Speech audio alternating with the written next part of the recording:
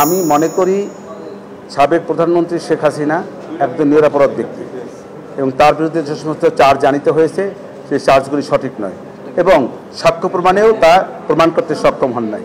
যেহেতু সাক্ষ্য প্রমাণে সক্ষম হনের আমার অভিমত, অতএব এই সাবেক প্রধানমন্ত্রী শেখ হাসিনা এবং আসাদুজ্জামান খান কামাল ওনারা খালাস পাবেন, এটা আমার প্রত্যাশা। না, আপনারা এই প্রশ্নটা বারবার করেন যে আমার সঙ্গে যোগাযোগ হয়েছে কিনা। আপনারা এই প্রশ্নটা আপনাদের করা ঠিক না। আইনগতভাবে তার সঙ্গে আমার যোগাযোগ করার কোনো সিস্টেম নাই, নিয়ম নাই। তারপরে উনি যদি আসার পরে যদি ধরা দেন তখন আমি যোগাযোগ করব।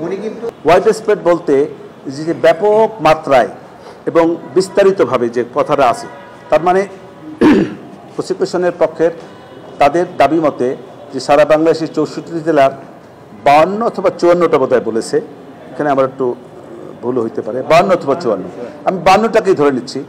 সেই 52 জেলার মধ্যে সর্বোচ্চ 15 থেকে 20 জন জেলার সাক্ষী এসছে। তাইলে কি দাঁড়াইলো? এবং সেই জেলা থেকে একজন করে সাক্ষী এসছে। কোনো বক্তব্য যখন দিবে কোনো সাক্ষী, তার সাক্ষীর সঙ্গে আরেকটি প্যারালাল সাক্ষী থাকতে হবে, তাকে সমর্থন করতে হবে। যদি কোনো সমর্থনযোগ্য কোনো সাক্ষী না থাকে সেই ক্ষেত্রে ওই একজন সাক্ষীর সাক্ষ্য গ্রহণযোগ্য হবে না।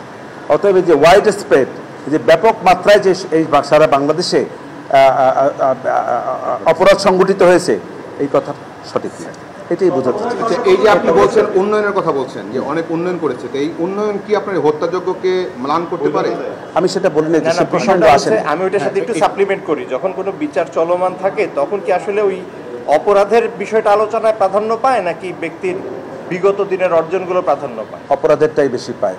কিন্তু যেহেতু ফর্মাল চার্জে রাষ্ট্রপক্ষ তাদের যে এই যে প্রেক্ষাপট পটভূমি নিয়ে আসছে, সেই পটভূমি হিস্ট্রিটা নিয়ে আসছে, একটা জিনিসটা এখানে এরকম দাঁড়িয়েছে যে বঙ্গবন্ধু শেখ মুজিবুর রহমান থেকে শুরু করে তারা এই পর্যন্ত শেখ হাসিনার আমল পর্যন্ত এনেছেন এবং এই শেখ হাসিনার আমল পর্যন্ত সমস্ত বয়ান বঙ্গবন্ধুর এবং শেখ হাসিনার সমস্ত কুকীর্তির বয়ান তারা তুলে ধরেছেন। আমার বক্তব্য হইল, আপনারা যদি ঠিক আছে মানলাম যে আমার বঙ্গবন্ধু এই যে আমার আসামিরা ধরেন তাদের কুকীর্তিকে যদি যুক্তির ক্ষেত্রে ধরেও নেই, তাহলে আপনি আমার সুকীর্তিগুলো তাদের উঠানো উচিত ছিল। পাশাপাশি অন্য যে সমস্ত সরকার ছিল তাদের যে কুকীর্তি ছিল সেগুলো আপনি তুলে ধরতেন, তাহলে না পটভূমিটা সঠিক হইতো। আপনি একজনকে ছোট করবেন অন্যজনকে বাদ দিয়ে, আর একজনকে বিরুদ্ধাচরণ করবেন প্রয়োজনে অপ্রয়োজনে, ইচ্ছায় অনিচ্ছায়, জেনে না জেনে, ভুলভাবে, এটা তো সঠিক না। এই পটভূমিটা তাদের সঠিক ছিল না। এই পটভূমিটার যে প্রেক্ষাপটটা তারা আনতে চাইছেন সেই প্রেক্ষাপটটা পটভূমির সঠিক ছিল না। তত্ত্বাবধায়ক সরকারের কথা বলেছি যে তত্ত্বাবধায়ক সরকার আন্দোলনটা এই প্রাইম মিনিস্টারই ছিল, সাবেক প্রাইম মিনিস্টারই তারই আন্দোলনের ফসল। এবং সেই আন্দোলনের পরবর্তীতে প্রথম সরকার গঠন হয় বেগম খালেদা জিয়ার সরকার, পরবর্তী সরকার গঠন হয় শেখ হাসিনার সরকার, তার পরবর্তী সরকার গঠন হয় বেগম খালেদা জিয়ার সরকার। এই যে বেগম শেষে তৃতীয়বারের যে বেগম খালেদা জিয়া যে সরকারের আমলে সেই সময় একটি আইন করা হয়, বিচারপতিদের বয়স বাড়ানো হয়। কেন বাড়ানো হয়? তৎকালীন যে বিচারপতি বিএনপির পক্ষে থাকবেন এরকম একজন বিচারপতিকে তত্ত্বাবধায়ক সরকারের আমলে যাতে উনি শেষ প্রধান বিচারপতি হিসেবে থাকতে পারেন তার নিমিত্তে একটি আইন করা হয়, বয়স বাড়ানো হয়।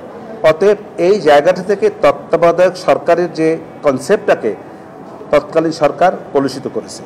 এই কলুষিত হওয়ার প্রেক্ষাপটেই এই তত্ত্বাবধায়ক সরকারকে বাতিল করেছেন এই শেখ হাসিনা সরকার। অতএব এটার মধ্যে কোনো ভুল ছিল না। এবং আরও বলেছি এটা শেখ হাসিনা করেন নাই, এটা করেছেন মহামান্য হাইকোর্ট এবং হাইকোর্টের এপিল।